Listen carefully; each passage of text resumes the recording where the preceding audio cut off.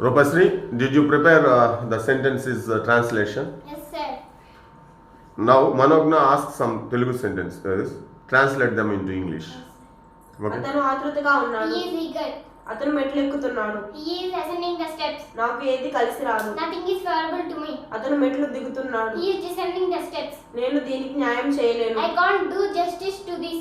మీకేంటి సంబంధం? What way are you concerned? ఎలా ఉన్నావో అలాగే రావాలి. You should come as you are. మీకు నచ్చినట్లు చేయండి. Do as you wish. నేను చెప్పింది చేయి. Do what I said.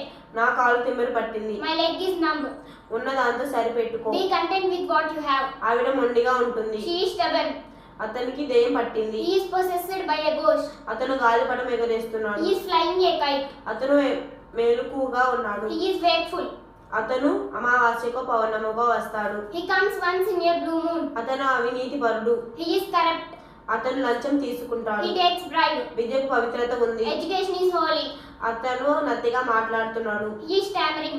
నీ మీద నీకు నమ్మకం ఉండాలి.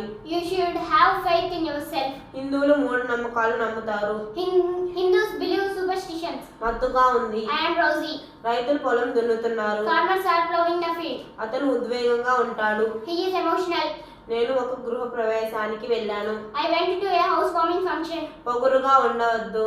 Don't be arrogant. టైం అయిపోతుంది. Time is running out. ఇక్కడ ఇరుకుగా ఉంది. It is congested here. మీరేదో దాస్తున్నాడు. You are hiding something. అతను గూనివాడు.